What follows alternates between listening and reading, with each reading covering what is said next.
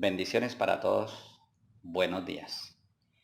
Les habla el pastor Miguel Antonio López, de Iglesia Cristiana Centro de las Asambleas de Dios en Acacías, Meta, Colombia. Y estoy muy complacido de poder estar de nuevo con ustedes para compartirles la palabra de Dios. El título que he puesto a las notas que he preparado para ustedes y que les voy a leer a continuación es Descanso para vuestras almas. Otra vez, descanso para vuestras almas. He tomado las palabras de Jesús del Evangelio según Mateo capítulo 11, versículo 28 y 29. Él dijo: Venid a mí todos los que estéis trabajados y cargados, y yo os haré descansar. Llevad mi yugo sobre vosotros y aprended de mí, que soy manso y humilde de corazón, y hallaréis descanso para vuestras almas. Nadie esperaría que después de tanto tiempo de ser cristianos, nos vayan a predicar de un texto con el cual nos evangelizaron. Ocurre que cuando llevamos varios años en el Evangelio, habrá prédicas que se convierten en repaso. Repasar es volver a pasar. Entonces, hoy volveremos a pasar por este tema. Empezamos. El ser humano mantiene agobiado por diferentes motivos y necesita el descanso o alivio de sus aflicciones o penas. En este pasaje que acabamos de leer, encontramos una de las tantas invitaciones maravillosas que Dios hace al ser humano. Venid a mí y yo os haré descansar. Y vuelve a decir, y hallaréis descanso para vuestras almas. El diablo siempre trabajará en nuestra mente para hacernos cambiar el acertado concepto que hemos tenido de Dios. Su lucha será por hacernos creer que Dios es un Dios injusto, tirano y descuidado con nosotros. La Biblia nos fue dada por Dios para corregir nuestra manera de pensar y para que a través de ella le podamos conocer. La Biblia es la revelación de Dios al hombre. ¿Qué nos dice la Biblia acerca de Dios? Demasiado, diría yo. Y de ese gran contenido tomaremos dos asuntos que nos conviene hacer para poder hallar descanso para nuestras almas. Número 1. Nos conviene aceptar la soberanía de Dios. Cuando decimos que Dios es soberano, estamos diciendo que Él tiene el poder y la autonomía para hacer lo que a Él le place y por lo tanto Él ejerce el control absoluto del universo. El profeta Isaías, en su capítulo 14, en su capítulo 43 e inclusive en el 46, escribe acerca de ello. Porque Jehová de los ejércitos lo ha determinado, ¿y quién lo impedirá? Y su mano extendida, ¿quién la hará retroceder? Aún antes que hubiera día, yo era, y no hay quien de mi mano libre. Lo que hago yo, ¿quién lo estorbará? Acordaos de las cosas pasadas desde los tiempos antiguos, porque yo soy Dios, y nada hay semejante a mí. Y desde la antigüedad yo anuncio lo por venir. Mi consejo permanecerá y daré todo y haré todo lo que quiero.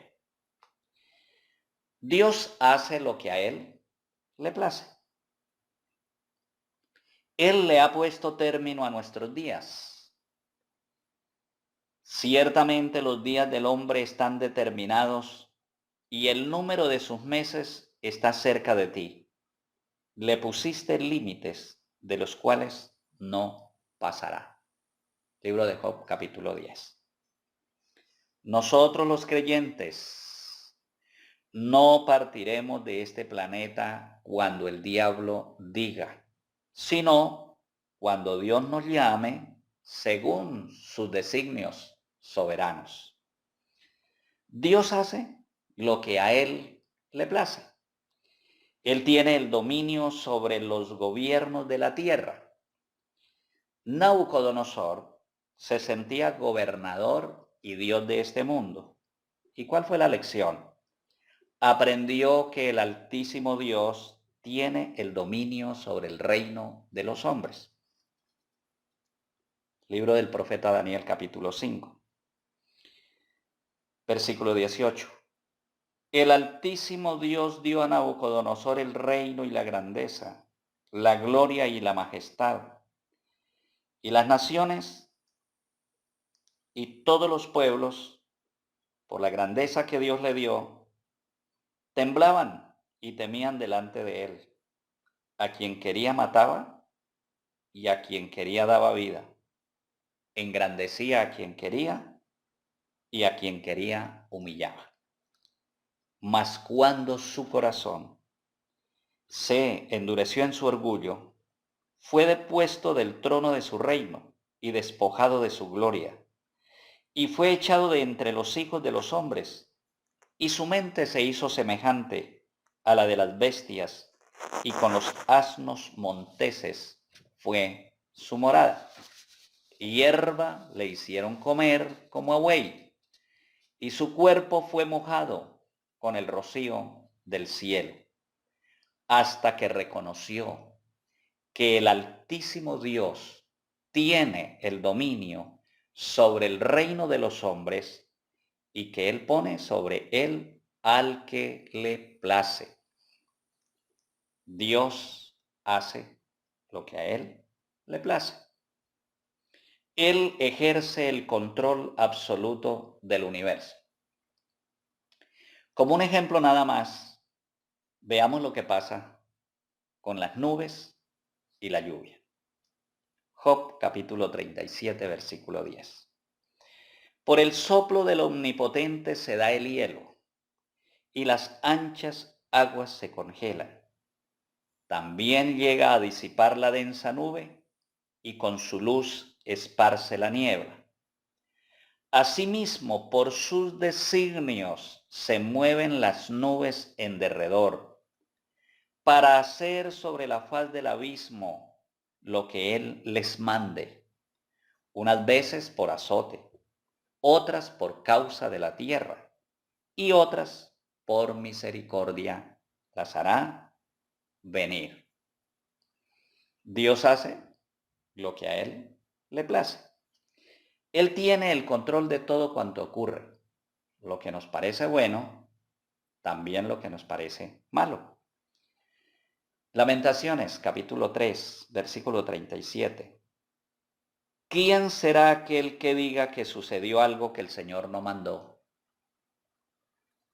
Vuelvo a Isaías 45. Yo soy Jehová y no hay Dios fuera de mí. Yo que formo la luz y creo las tinieblas, que hago la paz y creo la adversidad. Yo, Jehová, soy el que hago todo esto. Él trae la paz, pero también viene la adversidad. Claro, porque Él tiene propósitos específicos con cada uno de los hombres o de las naciones de la tierra. Mientras nos encontremos luchando con Dios por causa de sus actos soberanos, no podremos tener paz. Nos conviene aceptar la soberanía de Dios. Ay del que pleitea con su creador, dice el profeta Isaías. el tiesto con los tiestos de la tierra. ¿Dirá acaso el barro al que lo labra, qué haces tú? Además respondió Jehová a Job. Ya pasé al libro de Job, capítulo 40. Y le dijo, ¿es acaso sabiduría contender con el Omnipotente? Entonces respondió Job a Jehová y dijo, he aquí que yo soy vil. ¿Qué te responderé? Cierro mi boca. Vuelvo a Isaías 45. Jehová dice así, yo hice la tierra y he creado al hombre sobre ella. Mis manos extendieron los cielos y a todo el firmamento poblé de estrellas. Contender con el Omnipotente es necedad del hombre. Cuando aceptamos la soberanía de Dios, nos liberamos de nuestras angustias, por cuanto ahora podemos creer, confiar en un Dios que sabe lo que hace, para qué lo hace y por qué lo hace. Al final, todo será perfecto. Dios no comete errores ni injusticias. Dios es absolutamente confiable. Cuando aceptamos la soberanía de Dios, nos liberamos de tener que pedirle explicaciones a Él. Dios no da explicaciones, entonces jamás las vamos a recibir. Él no da explicaciones de sus actos, porque todos ellos son perfectos. Cuando aceptamos la soberanía de Dios, nos liberamos de las consecuencias de nuestro orgullo, obstinación y rebeldía. Faraón hizo el ridículo para siempre, además de todos los daños que se causó a sí mismo, que le causó a su familia y le causó al gran imperio egipcio. No alterquemos con Dios, rindámonos, sufriremos menos, porque finalmente Él tiene todo el poder para doblegarnos. Los humanos siempre seremos perdedores. Nos conviene aceptar la soberanía de Dios. Número 2.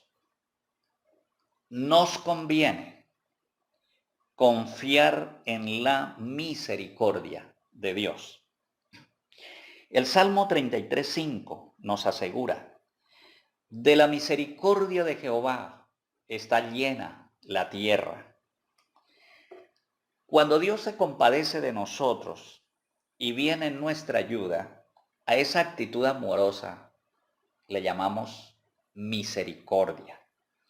La misericordia de Dios es la manifestación de su gracia y gracia es beneficio inmerecido. Bajo la ley opera la justicia de Dios. Bajo la gracia opera su misericordia. Y qué bendición que ya no estamos bajo la ley, sino bajo la gracia. La misericordia de Dios opera cuando pasamos por situaciones adversas. Por ejemplo, cuando recibimos tratos injustos. José fue calumniado por la mujer de Potifar en Egipto y fue puesto en la cárcel siendo inocente. Ustedes conocen la historia. José estaba preso, pero la misericordia de Dios estaba con él. Génesis 39 nos dice, y tomó su amo a José y lo puso en la cárcel donde estaban los presos del rey. Y estuvo allí en la cárcel, pero Jehová estaba con José y le extendió su misericordia y le dio gracia ante los ojos del jefe de la cárcel. La sociedad, la autoridad y aún la familia muchas veces es injusta. Y por eso será que algunas veces afirmamos que la vida es injusta. Pero en esos episodios de la vida, Dios nos rodea de favores y misericordias. Otro ejemplo, cuando sufrimos el dolor físico. Job es el personaje que encarna el sufrimiento, que produce una enfermedad incurable y muy dolorosa como es la lepra. La carne se caía a pedazos. Las llagas eran profundas. La hinchazón y el dolor eran insoportables. Pero Job dijo al Señor: vida y misericordia me concediste. Tu cuidado guardó mi vida. Job capítulo 10. Yo también he conocido la misericordia de Jehová en medio del dolor. 28 años con problemas en mi columna vertebral. Hace 14 años me operaron, pero no tuve mucha mejoría. Soporto estar de pie solo unos minutos. Pero aún así, la misericordia de Dios ha estado conmigo y Él me ha concedido desarrollar el ministerio por más de 40 años. Dios es fiel. Dios es misericordia en medio del dolor. Otro ejemplo más. Cuando la muerte nos amenaza o visita nuestro hogar. La muerte, ese cruel visitante que no respeta las edades, el dinero, la ciencia ni el poder. Conocemos la historia del libro de Ruth. Elimelech, esposo de Noemí, murió. Sus dos hijos, huérfanos de padre, uno se casó con Orfa y el otro se casó con Ruth. Pero poco después, los dos hijos de Noemí murieron y quedó una familia compuesta por 3 viudas: Noemí, la suegra, y Orfa y Ruth, sus 2 nueras. El libro de Ruth, en el capítulo 1, versículo 8, nos dice que Noemí dijo a sus 2 nueras: andad, volveos cada una a la casa de su madre. Jehová haga con vosotras misericordia, como la habéis hecho vosotras con los muertos y conmigo. De los dolores más difíciles de lidiar, el abandono y la muerte. Ambos traen soledad y sufrimiento. Pero si tuviéramos que experimentarlos, esté seguro de esto: la misericordia de Dios nos ayudará a soportarlos y a superarlos. Nos conviene confiar en la misericordia de Dios. Concluyo.